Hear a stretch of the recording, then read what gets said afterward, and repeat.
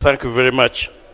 I was and I am concerned that you're inviting somebody called the Minister of Finance. I have read the Twitter handle of my brother, the President of the Republic of Uganda.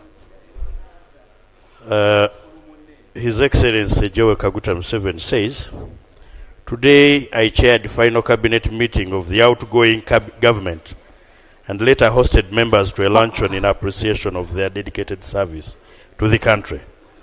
This is the cabinet that ushered in Uganda into middle income status. And I thank everyone who contributed to this achievement, including cabinet secretaries, for effectively managing." Now, these people, having had their final supper yesterday, actually last evening, and the president saw them off, wishing them well. And now, we are here, still claiming we have ministers. Do we have a cabinet? Guide me, Madam Speaker. The owner of the cabinet dissolved it. First of all, that is not a treat from your brother. That treat is not from the President of the Republic of Uganda. And being one of the best lawyers in town, you know when cabinet stops. You are now talking about a treat. I didn't know that even a senior advocate would believe in a hearsay, because the law is very clear. Their term of office ends on the day the president is being sworn in. That is on 12th. That's when you can also be appointed as a Minister of Constitutional Affairs. Would want to be assurances.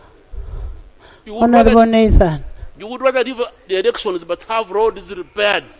That's why we pass, all of us. Why didn't you say we would rather not have your elections as a member of parliament? You could have even postponed, I wouldn't mind. What we are after is Uganda having roads Nathan, to pass. Nathan, you're saying like that because you escaped narrowly. Otherwise, somebody was going to whip you. Next item. Madam Speaker, I wish to correct the date as 30th April 2026. And Madam Speaker, I wish to present the details of this schedule as follows.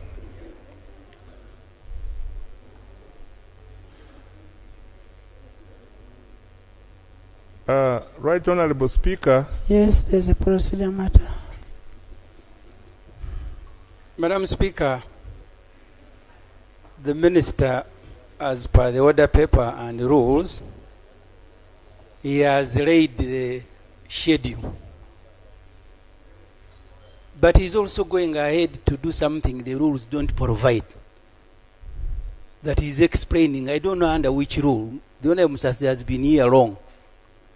The Speaker suggested to you, but being NRM, you didn't even hear, that if you want to proceed to the next stage, you move Parliament. You don't just raise up as if you are herding cows. You have laid. Now you are justifying. What are you justifying, under which rule? Thank you. Okay. The supplementary has been laid. Yes, Honorable Fox. Motion, Madam Speaker. Madam Speaker, pursuant to Rule 17 of the Rules of Procedure of the Parliament of the Republic of Uganda, I beg to move that the House be pleased to suspend Rules 163, 4 and 5 of the Rules of Procedure to enable this Honorable House to consider supplementary expenditure number 5 for the financial year 2025-2026 without prior referral to the Budget Committee. I beg to move. Seconded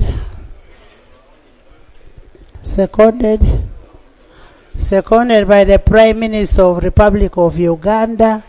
the government chief whip, Honorable Bahati, Honorable Musaszi, Honorable Insibambi Yusuf, Honorable Chero, by the other side.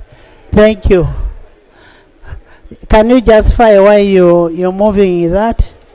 Right Honorable Speaker, supplementary expenditure number 5 for the financial year 2025-2026 makes provisions for critical areas of expenditure. Expenditure area number 1 is elections for local council 1. Our democratization processes require that we carry out elections all the way to the lowest units of our administration. It's imperative that we provide resources to enable the people of Uganda exercise their democratic rights to elect their local council 1. Number 2, it provides for AFCON. This is one of our flagship projects. We bidded for AFCON. We bidded to host AFCON with other East African states. We need to make provisions for that item. It also provides for the swearing-in ceremony of the President of the Republic of Uganda. This is a culmination of the hard-earned efforts of the people of Uganda who elected their president. We have to provide for the swearing-in ceremony. Lastly, it provides for salary arrears. The people who work for the Republic of Uganda have to be paid. And as a parliament, we have to make provisions for the payment of salary arrears. I request, honorable colleagues, that you support the supplementary expenditure number 5 of 2025-2026.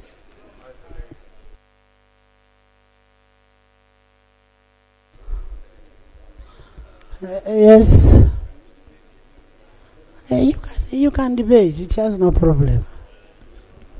Thank you, Right Honourable Speaker. The reasons given by both the Minister and the Honourable Fox Odoi, on the face of it, sound reasonable. But let me question the commitment of our servants in government and those that make budgets. When we're enacting the Public Finance Management Act, we put conditions for supplementaries. There are certain things which are foreseeable. Number 1, who in government did not know that we shall have a swearing-in ceremony for the president-elect, and that the functions surrounding that are funded from taxpayers' money, from the budget? Who did not know that the election of LCs are long overdue? For us to be here stampeded into making provision for monies over items we knew. Who did not know that there are servants serving the Republic of Uganda who are supposed to be paid from our coffers? How does someone, the minister, come here today to tell us that you want a supplementary to pay salaries less than a month to the next budget? Thank you. I oppose. Minister.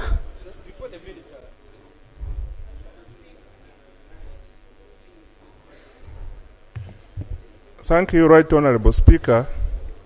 Right Honorable Speaker, before I present the details of the supplementary, I want to appreciate Honorable Sseggona for his concerns. For an item in the law, Section 24 of the Public Finance Management Act is very clear. For an item to qualify for supplementary, it must have been unforeseen at the time of budgeting or unavoidable. Madam Speaker, without wasting much time, I want to be specific. Looking at an item of swearing in, it is true we foresaw that there was going to be swearing in of the President on 12th of May, and we provided the funding to that effect. But what has arisen, what we provided and what is required is different. So what we are asking for is over and above what we provided at the time of budgeting, which is allowable. Madam It is Speaker, basically 3 billion shillings. it is only 3 billion shillings. Madam Speaker, how I wish the House... Members, can we have order? Madam Speaker, I now come to the details of this supplementary schedule. Now let me hear from the shadow minister of finance. But Madam- in the meantime, we in the VIP gallery we have a members elect 12th Parliament. We have Honorable Sumaya Nabawanuka from Obende. You're most welcome. Stop that no-go. Can you clap for my members? We have Honorable Karunji Annet MP Kabarole. We have Honorable Tracy Anthony Isingiro West. We have Honorable Katoto Sylvia MP Chibuku. We have Honorable Goire Moses Budaka County. We have Honorable Arinaitwe Sylvia MP Ruchiga. We have Honorable Ntabasi Harriet from Bwamba County. You're almost welcome. In the VIP gallery also, we have the former Member of Parliament and the Secretary General of Uganda People's Congress, Honorable Bill Fred. They are all here to witness the proceedings. Yes, Honorable Ssemuju. I think, Madam Speaker, people who are seated next to my brother, the Honorable Musaszi, you will need to apply a speed meter. Right now, we are still debating the motion to suspend the rules. For the third time, he's going to elaborate on what is in the schedule. And I want Madam Speaker to concentrate on the motion moved by the Honorable Fox Odoi. Appropriation is one of the key functions of Parliament. If you look at Section 12 of the Public Finance Management Act, we are required, before we authorize government to spend money, to look at their procurement plans, to look at work plan, and the cash flow. That is a matter of law that the Honorable Fox Odoi, you cannot suspend. Because that suspension means that you are also suspending the requirement under Section 12 of the Public Finance Management Act. And the reason is that you are going to spend people's money. Their representative must look at the work plan, procurement plan, and cash flow. I don't want to accuse you of also, Honorable Fox, of Honorable Ssemuju, Section 12 is on the annual budget. We are talking about a supplementary. I agree, Madam Speaker, supplementary is part of the budget because we are supplementing the budget, not something else.